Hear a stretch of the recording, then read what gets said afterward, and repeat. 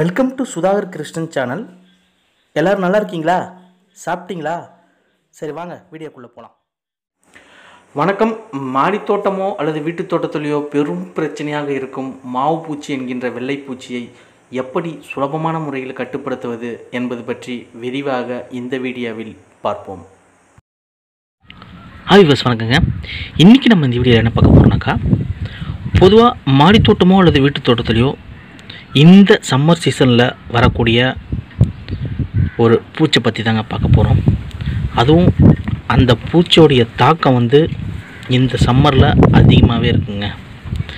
அதுதாங்க மாவு பூச்சி. இப்போ நீங்கள் எல்லாமே பார்த்துட்டு இருக்கிறது மாவு பூச்சி. இந்த மாவு பூச்சியை கண்ட்ரோல் பண்ணுறது எப்படி, அதை சுலபமான முறையில் எப்படி கண்ட்ரோல் பண்ணலாம் அப்படின்றத பற்றி இந்த வீடியோவில் பார்க்கலாம். இந்த மாவு பூச்சியை கண்ட்ரோல் பண்ணுறதுக்கு நிறைய வழிகள் இருக்குங்க. ஒன்று ஒன்றா நான் உங்களுக்கு வீடியோ அப்லோட் பண்ணிகிட்டே வரேன். இது ஒரு சிம்பிள் மெத்தடு, எல்லாருக்குமே தெரிஞ்சது தான். இருந்தாலும் ஈஸியாக எப்படி பண்ணலாம் அப்படின்றத பற்றி தான் பார்க்க போகிறோம். சரி, மாவு பூச்சை ஏன் நம்ம தோட்டத்தில் சீக்கிரமாக போக மாட்டுது, ரொம்ப தொல்லை கொடுக்குது அப்படின்னு சொல்லிட்டு பார்த்தீங்கன்னாக்கா, இது மேலே இருக்கிற மாவு போல் ஒரு பவுடர் மாதிரி இருக்குது பார்த்தீங்களா, அதுதான் அதுக்கு கேடையும்.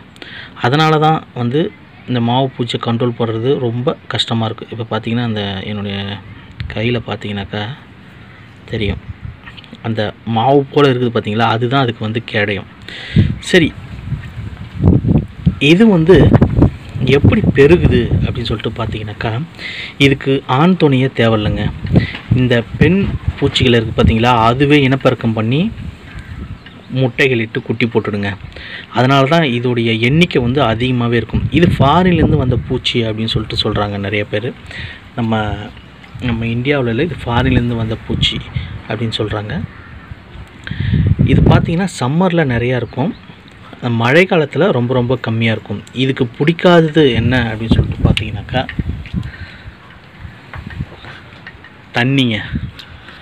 தண்ணி சுத்தமாக இதுக்கு பிடிக்காதுங்க. இப்போ அந்த தண்ணியை வச்சு தான் நம்ம இந்த பூச்சை கண்ட்ரோல் பண்ண போகிறோம். அதுதான் இன்ட்ரெஸ்டிங்கானது. எப்படி சொல்லிட்டு பார்க்கலாம்.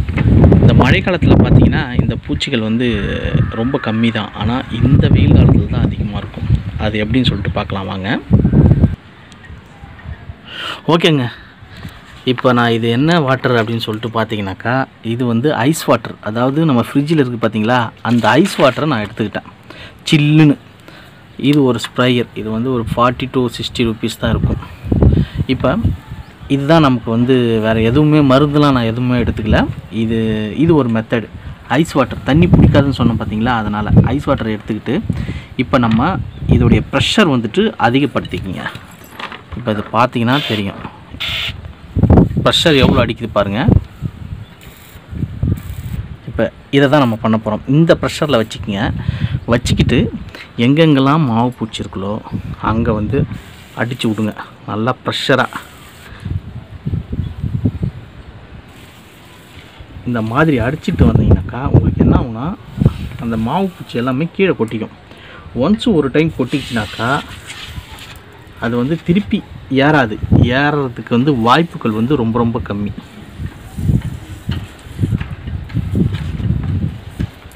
என்னடா இது கொஞ்சம் காமெடியாக தான் இருக்கும்,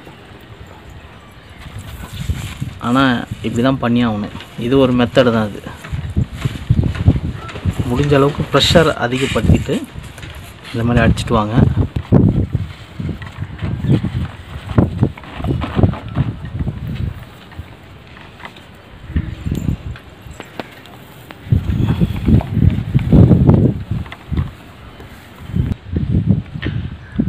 இந்த மாதிரி ப்ரெஷரில் அடிச்சிக்கங்க முடிஞ்ச அளவுக்கு. உங்கள்கிட்ட ஹை ப்ரெஷர் இந்த தெளிப்பான் இருந்ததுன்னா அதுக்கு ஈஸி.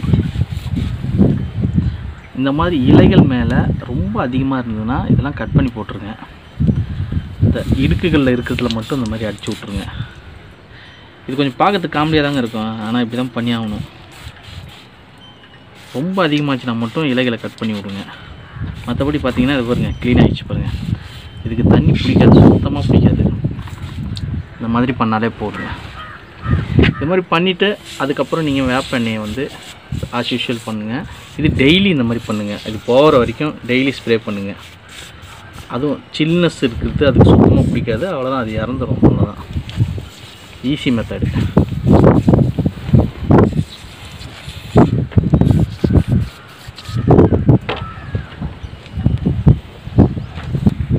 அவ்வளோதாங்க, மாவு பூச்சி ஈஸியாக கட்டுப்படுத்திடலாம். இதை வந்து ட்ரை பண்ணிங்க. இது ஒரு மெத்தடு தான். இன்னும் எப்படிலாம் கட்டுப்படுத்தலாம் அப்படின்றத பற்றி தெளிவாக வந்து அடுத்தடுத்த வீடியோக்கள். ஓகேங்க, இப்போ எல்லாமே அடித்தாச்சு. பார்த்தீங்கன்னா உங்களுக்கு தெரியும், எல்லாமே வந்து மேக்ஸிமம் வந்து கிளியர் ஆகிடுச்சு இந்த ஐஸ் வாட்டர் அடித்ததுனால.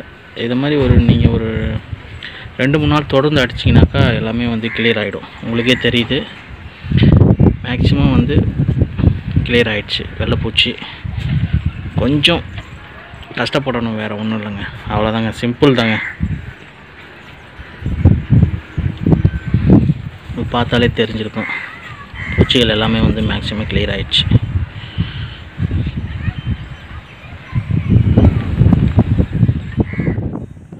ஓகேங்க, அவ்வளோதாங்க. மாவு பூச்சி இப்போ இருக்கிற இடம் தெரியாமல் ஆயிடுச்சு. நீங்களே பார்த்துட்டு இருக்கீங்க. கொஞ்சம் கஷ்டப்படணுங்க. மாவு பூச்சி வந்தால் நிறைய பேர் ஐயோ என்ன பண்ணுறதுன்னு யோசிக்கிறீங்க. அவ்வளோதாங்க, சிம்பிளாக தண்ணி மட்டும், ஐஸ் வாட்டர் மட்டும் பீச்சு அடிங்க. இருக்கிற இடம் தெரியாமல் போயிடும். ஓகேங்க, இந்த வீடியோ பிடிச்சிருந்தால் கண்டிப்பாக லைக் பண்ணுங்கள், ஷேர் பண்ணுங்கள். மறக்காமல் சேனலை வந்து சப்ஸ்கிரைப் பண்ணிக்கங்க. நன்றி, வணக்கம்.